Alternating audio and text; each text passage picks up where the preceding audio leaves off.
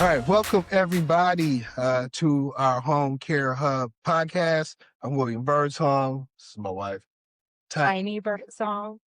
and thanks for joining us. On this podcast, we're going to cover a variety of different subjects. The series that we're going to go over today, we don't really have a name for it. I guess we're going to just call it Things to Not Do. What, what to not do. So, complaint investigations from the state. I'm not going to say they're inevitable. We've been in business with our company for nearly 4 years now. We have not, knock on wood, gotten a single complaint investigation. However, when I used to work for the state before, going into the private side of the industry, I would investigate a lot of providers. We would send our team out. So we saw a lot of things from a complaint perspective that we like to share with you guys. So regularly what we're going to do is, pull a complaint out of the vault from years ago. Just not calling anybody specific out, but this is a way to share, things that, again, that you may not want to do as an agency. People come to us all the time, when we have the Thursday meetups and they're like, hey, give me some secrets of what to do. But I think it may be just as helpful to know what not to do. Exactly. Right? So I agree. Yeah. So that being said, we are going to go in. We'll cover a couple of allegations. This complaint was a particular big complaint, but it was big because it was a lot of allegations. Whereas, a lot of the things in it were minor that I've seen happen to other people and they've gotten through and over. Yeah. But when you combine them all, it can be burdensome. Yeah. Especially because each allegation has to be investigated. And not just investigated and looked into, but there could be multiple staff involved. And everybody has to be interviewed. You have to provide documentation. So it can definitely be a lot. Yeah, and the state talks to everybody. The state looks at each allegation. Now, everything doesn't turn into a complaint, right? So there's a discovery process, but if they determine there's enough there or you're not responsive enough, that can turn into a complaint, which can snowball into another complaint, which can, eventually get your agency shut down if you don't end up getting on it. So that's why we felt it was important enough to talk to everybody about this topic. So you ready to jump in on this? Let's do it. So we're going to address these complaint issues first. So we'll go over the issues one by one. We'll let Tiny react to it from, how she would handle it or what she hears from her provider ears. And then we'll just have some commentary on that. And we hope you guys find it helpful. So this particular complaint, it had 5 allegations.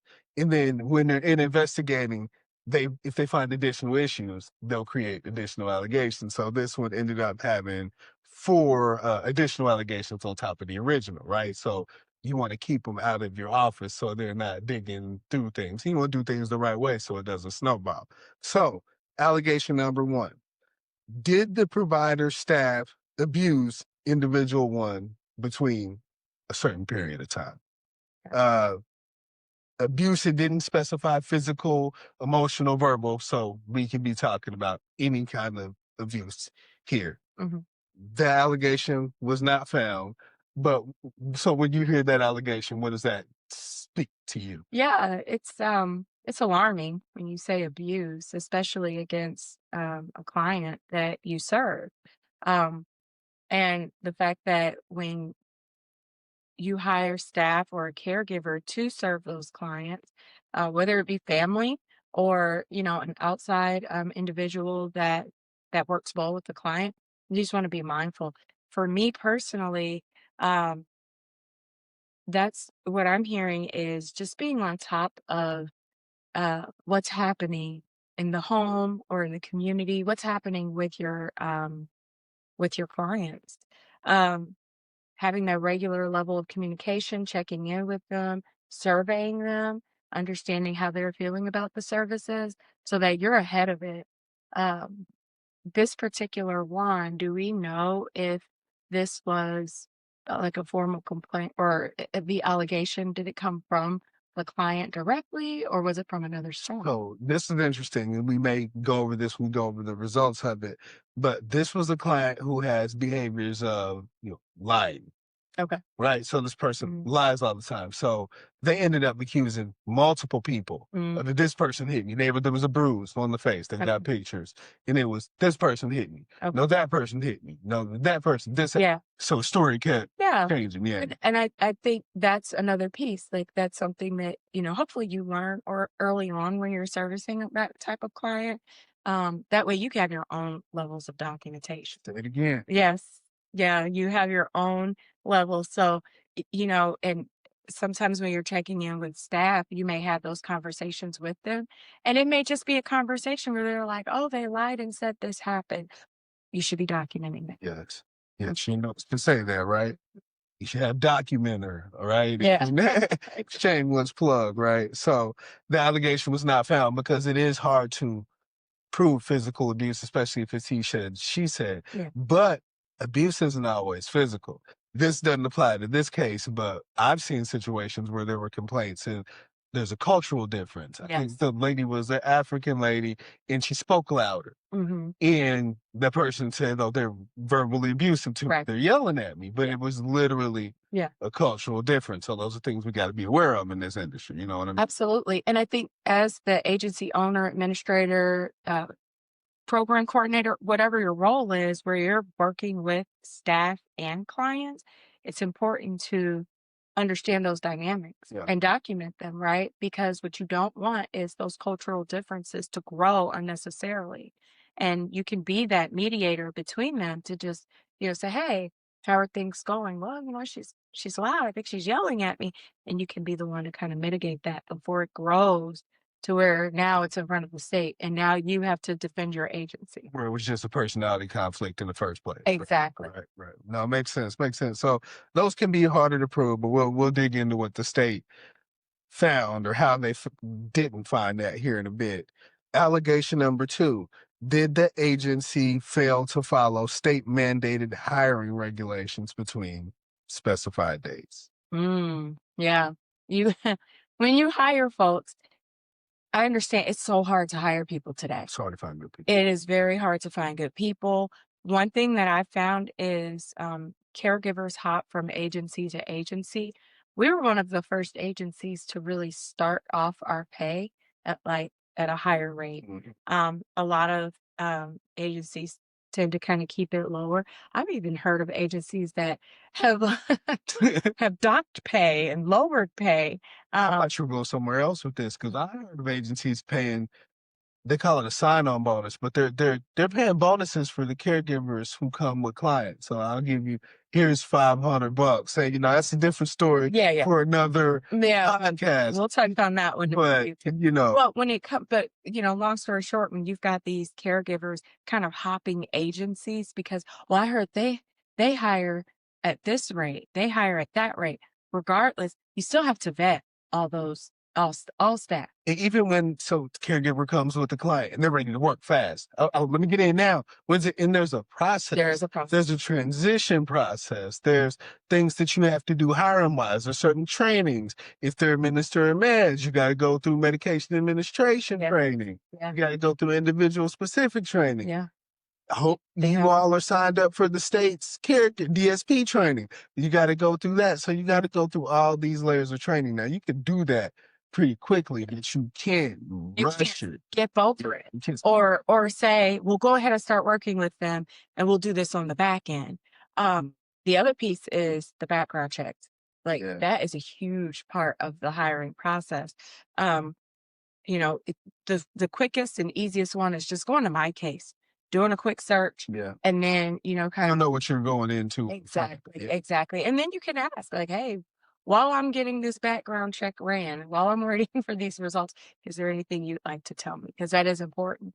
Because if you breeze past that and there's this staff is already working with a particular client, you find yourself in a situation like this where they do find out on the back end, well, it wasn't finalized, but it was an open case. What are your protocols for that? You know what I mean? It's just one more thing to have to speak to with the state that you don't want to you don't want to be in that position. Yeah, and I think in this particular case, it was no background checks.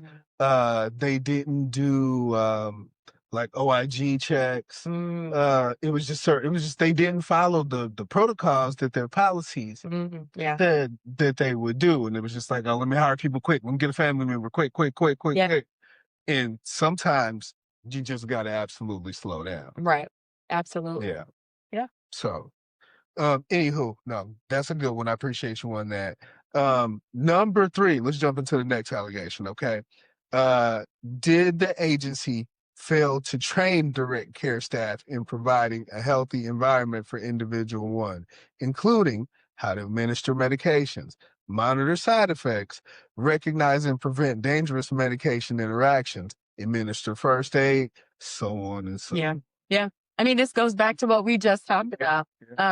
Just making sure you're doing things the correct way, making sure that training is done before you're starting to administer those services to these clients, because it is important. A lot of times people just go in thinking, oh, I've, serviced all kinds of clients, before. Well, it's in what is it? Individual specific training for a reason. Just because you've serviced other clients that have taken medications, you need to be mindful of what the side effects for this particular medication is for this particular person. what this person's reactions are. Yes, exactly. What are some of their triggers? All that is important because we have to remember. I like how they said individual 1. That's their specification during this whole investigation, but that is an individual person behind that, generalized identifier. So it is important to get to know that particular client and be trained on them correctly. It's the responsibility of the administrator to make sure that that training is up to date. And then as those meetings happen, those team meetings happen, what changes do we need to train on next? Because, well, things have happened in this individual's life that, needs to be considered. And I think in this case, this agency was rushing to hurry up and get people onboarded so I could build. Yeah. Yeah. And I just want to add a personal element really quickly. There's something that grandmama told me years ago. I remember I was dropping the kids off at home. Sorry, the little side note, but it is personal that transpires into this conversation. I was just running through the house, dropping the kids off, setting things down, getting all this stuff organized. Said to get to work, had a meeting, blah, blah, blah. And she looked at me and she kind of put her hand on me. She said, slow down. that's right. And I was like, those words hit me. And that was what, 10 years ago? Yeah. Like, I don't know. Yeah, between 7 to 10 years ago. And that is a rule of thumb that agency owners have to follow. Just slow down. Slow down, We- do it right. Yeah, do it right. Take your time. Yeah. Because the faster you go, that's the opportunity for more mistakes to occur. Yep. And I think we're going to notice a theme as we go through these. It's a lot of the same.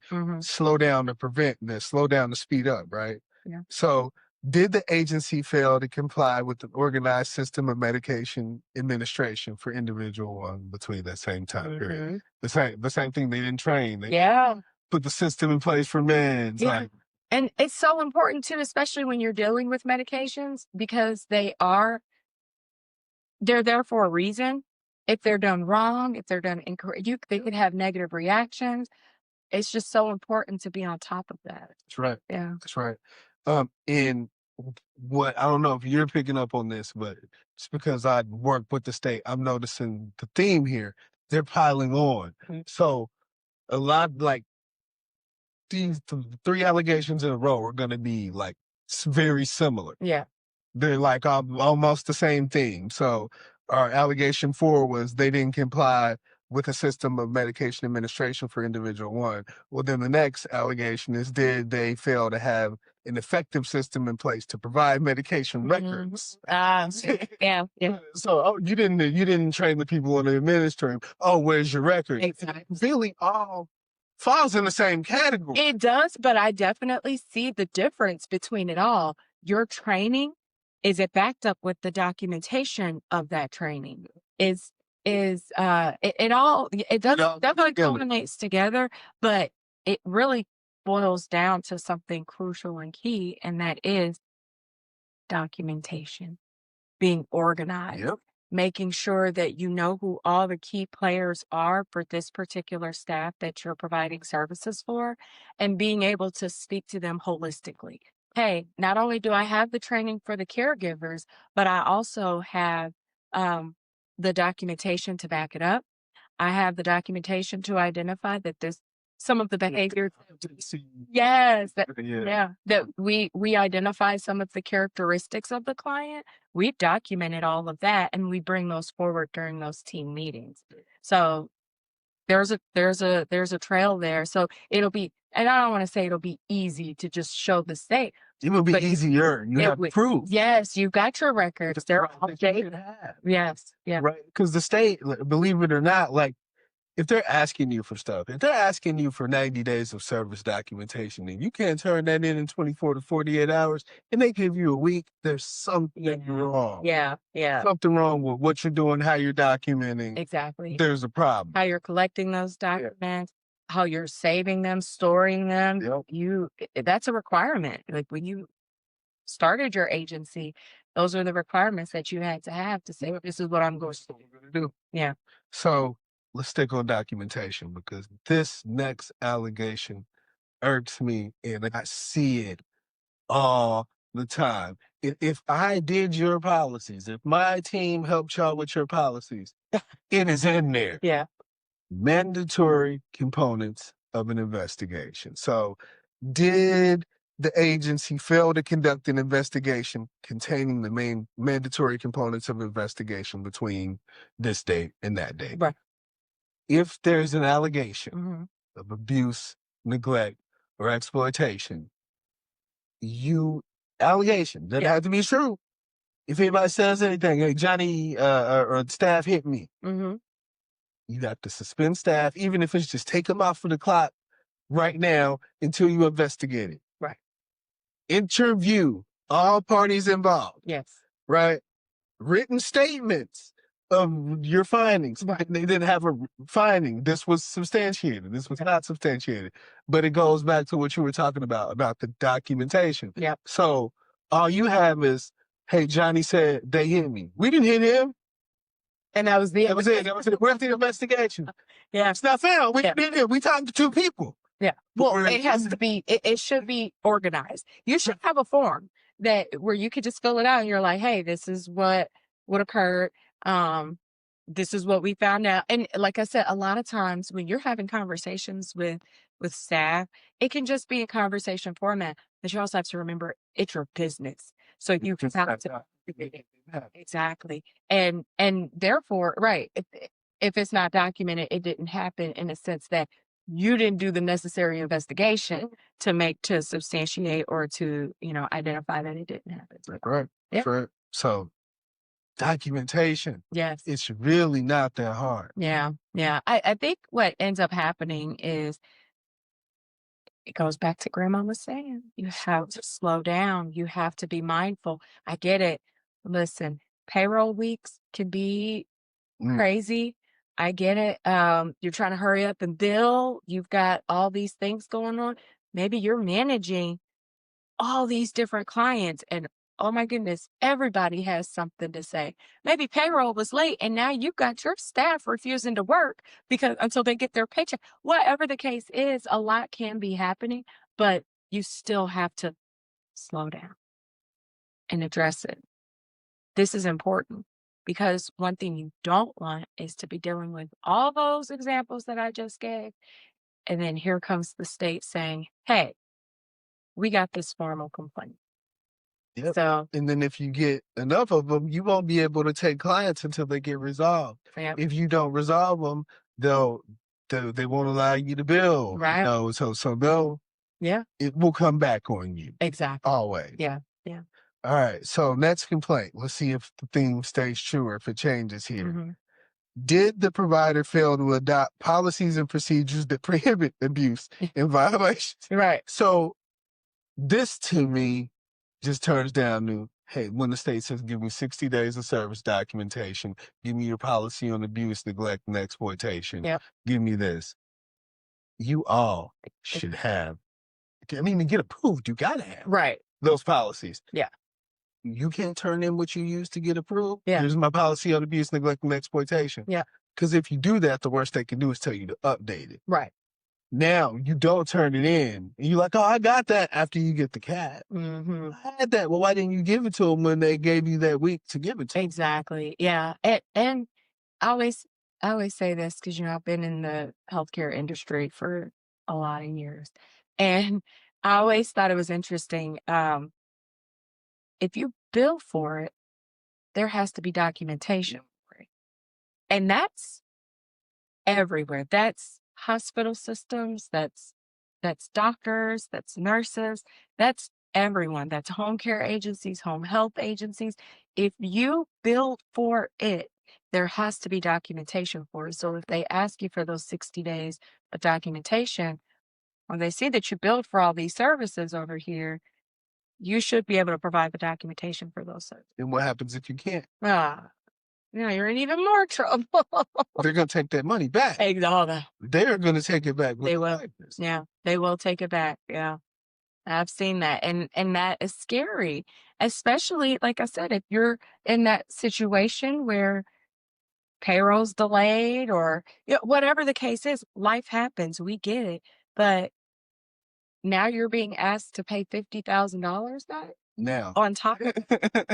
Yeah, no, yeah, we don't want those problems. Document. exactly. That's all you got to do. Yeah. So, last allegation here. Man, there's a lot of allegations. Don't ever get in this kind of trouble.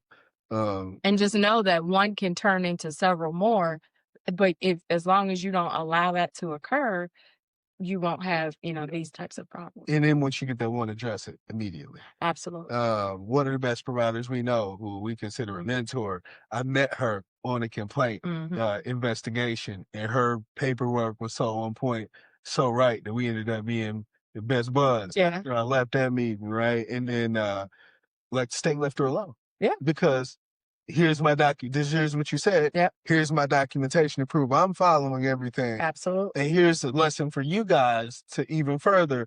What you're asking me for is outside of the confines of 460. So boom. Yes. You know, so one more thing with that, because I know who you're talking about, and there was a situation where she owned it. She was like, well, you know what? Yep, because the caregiver did do this, that, and this. I'll eat that, and I appreciated that honesty in that moment. no, for sure. And that honesty takes you a long way, Yeah. trying to, even whether it's you're going through accreditation or whatever, if you try and make something up to make yourself seem like you know what you're talking about, Yeah. it's going to go the opposite Oh, direction. absolutely. Whereas if you're just honest, look, I don't know. I didn't have anything in place for that. Right. Work on that next time. Yeah. You come out Absolutely. on the other end. Being more collaborative versus defensive with the state. For sure. Last but not least, did the provider fail to comply with provisions of individual one's Medicaid waiver applicable to residential rehabilitation service? So they're basically saying you didn't provide rehab within the confines of the service. They were doing extra. They were not doing what they were supposed to do. If it's supposed to be rehab, why is the person sitting up at the office with you? Why are they at your house, and you're billing for rehab? That may not be this, but I know what you mean. It was basically well outside of the confines of what they should have been doing. Exactly. Yeah. Exactly. Oh, and that just opens up. That's how they can start the snowball effect. Yep. When you're not doing things that's listed in that PCISP. Yep. Yeah. Oh man. So complaints. Yeah. Stay away from them. Like, I think that's great discussion right there. I'm not even going to get into the findings because the minutia doesn't matter. At the end of the day, you got to document it or it didn't happen. Yeah. You have to be aware of what your staff is doing. You got to follow correct hiring practices. When there's an investigation, document it, like investigate everything just like the state's going to investigate you. Yep. But it comes down to organization, documentation at the end of the day to keep you out of 95% of complaints from policy. Yeah. I agree with that wholeheartedly. And like I said, It may seem hard at first. It may seem like a lot, but if you slow down and just do it the right way, stay on top of the documentation, you'll be okay. That's right. That's right. So slow down, Yeah. watch this episode again, and we will come back with more complaint feedback Yeah. that hopefully you can use and know the things to not do. Sounds good. Appreciate y'all. Thanks for joining us.